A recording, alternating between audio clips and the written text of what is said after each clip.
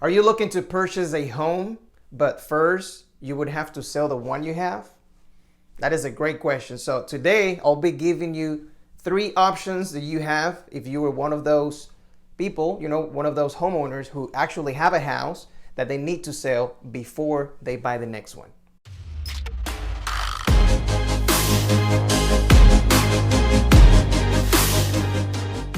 Now, the first thing that I want to clarify before I start giving you the options is that this is just local, and I'm making this video because of the scenario of this market. Right now, we are on a very overwhelming market for the buyers. So if you are a seller, you're going to become a buyer, and you are probably going to have a concern if you're going to find the property or not, right? So what do I do if I have a house that I need to sell?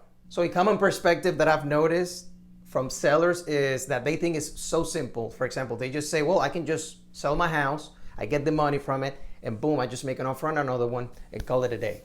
But that's not how it is, and I'll tell you why. So the first option that you have if you are a seller and you're wanting to buy a house is you can just buy the house first and then sell yours. But you would only be able to do that, of course, if you have enough money for the down payment and you qualify for 2 mortgages.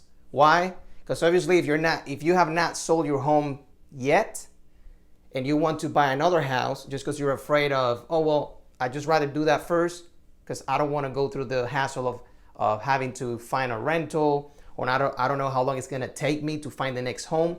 So I'd rather just find a home first and then sell mine. Now, my question to you in that case, do you qualify for 2 mortgages? Even if you tell your lender, well, no, I'm going to sell it. Just trust me, I'm going to sell my house. Once I buy that one, I'm going to sell it, right? Do you qualify for 2 mortgages? If the answer is no, you're not going to be able to do that. Now, do you have enough money for the down payment, for example? Because a lot of people say, I need to get the money from the house that I have now so I can buy the next one. Right? So that's the first option. My question is, do you qualify for 2 mortgages? Do you actually have enough money for the down payment? If the answer is no, obviously that option is completely out of the table. That is for people that have a lot of money, that they are in the financial position that they can actually pay for 2 mortgages. So with that out of the way, the second option, you can actually rent a house, right? You sell yours, you get the money, all of the equity that you have, and then you go rent for a few months, maybe for 6 months, right? That's one option. Or you can do a rent back or a lease back, which is basically you rent your own house back, right? You sell your home, at closing, you become a tenant, meaning you're gonna stay in your house, but you have to pay the buyer a monthly payment for your house while you go out there and look for your next one. Right? So we went through the first scenario, which is, do I qualify? Do I have enough money where I can actually just buy a home first and then sell mine later?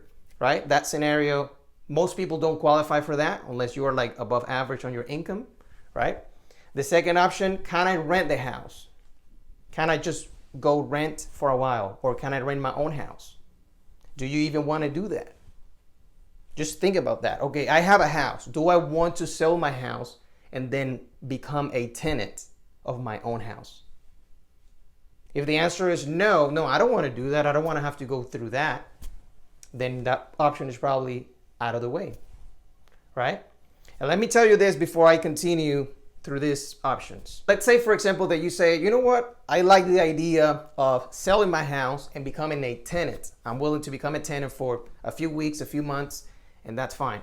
I'm willing to look for a short-term rental, and that's it. I'm willing to do that, okay? But let me ask you this. What happens then? What's going to happen if 30 days, 60 days, 90 days, or even 6 months later, now your lease is up, you need to move out of the house, but all of your offers have gotten rejected. All of your offers didn't get accepted, or maybe you didn't even find a house that you like. What happens then? What are you going to do?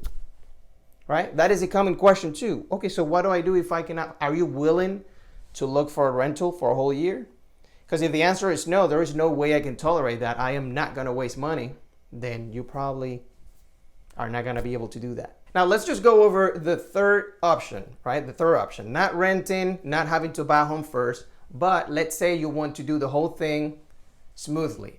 You say, you know what, I'm gonna sell my house first and I'm gonna start making offers and start looking for a home. But yes, it is possible. Yes, this is how most people do it. But let me tell you the caveat of doing it that way. Let's say, for example, that you decide to sell your home. You put your property on the market. And remember, we are on a super strong seller's market. You find a house and you say, you know what, I'm gonna make an offer on this house. I love this house.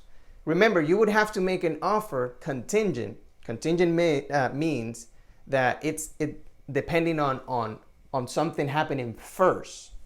Meaning, I'm gonna make this offer on this home that I love, and it's going to be contingent upon me selling the house that I have now. So, do you think as a seller, right, somebody brings you an offer saying, hey dude, I wanna just buy this home. I love your house so much. They make you a great offer. And then you read on a clause that said, hey, the only way I can buy this home is if I first sell my house.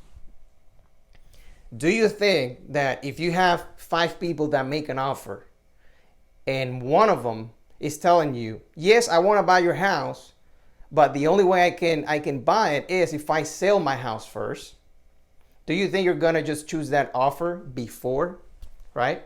What if the person go back to you and tell you, okay, you know what? I like your offer. I'm willing to consider it. I got a question though. Is your home under contract? When are you closing? Oh no, I haven't even found a buyer yet. I'm going to sell my house if you accept my offer. Do you think somebody's going to take you seriously? Just think about that for a second. Would you take somebody who's doing that to you seriously? Would you actually take that person seriously and say, you know what, I'm going to reject all of these offers because I have this person who promised me that they're going to sell their house if I accept their offer. So I'm just going to trust them. Make sense? Would you do that? Probably not. Probably not. I bet some of you guys are looking at all of these options and thinking, man, all of these options freaking suck. So what should I do? I don't even know what to do. And guess what? I agree with you, but sometimes in life we don't get what we want. So anyway, I'm going to give you some good news, which is something you could do with the buyers, right? Something you could do, right? Let's say, for example, you want to sell your home first, but you don't want to close until you find the next one. That's possible and it's negotiable. You can tell your agent to say, hey, every single offer that I get, just ask them, are they willing to just wait for me to find my next home? Because guess what? Some of the buyers are willing to do that. Some of them are flexible. Some of them are staying with family members and they say, you know what? I can stay here an extra 2 months. I can stay here, right?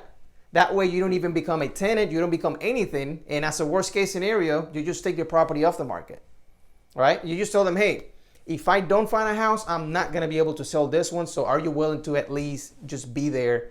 And worst case scenario, if I cannot sell, we can just cancel and I'll give you the deposit back. Guess what?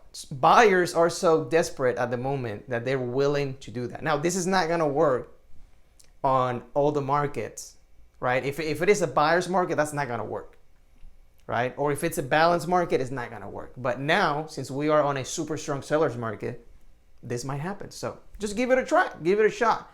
So now with that being said, the last option, right? I told you 3, but the last option would be to just stay where you at. Maybe you don't even have to sell. Maybe you're just being needy into saying, well, I just need a bigger house. I need a smaller home. When in reality, you don't even need to, right?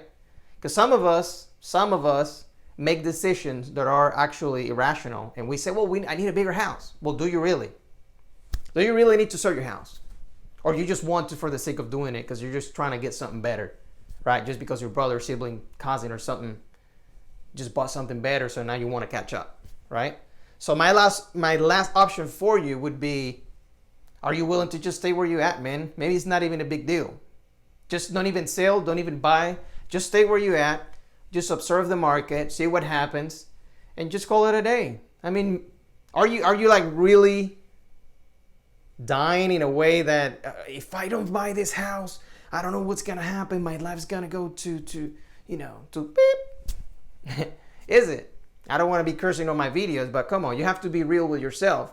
Are you willing to just suck it up and be like, okay, I'm going to tolerate it. This is not a big deal. It's not like we're dying here. So let's just stay on the fence, observe the market, and just watch, the opportunities like a sniper, okay? So that would be the last option, right? So anyway, guys, subscribe to my channel, leave a comment if you want to. Let me know how I'm doing, and see you next time.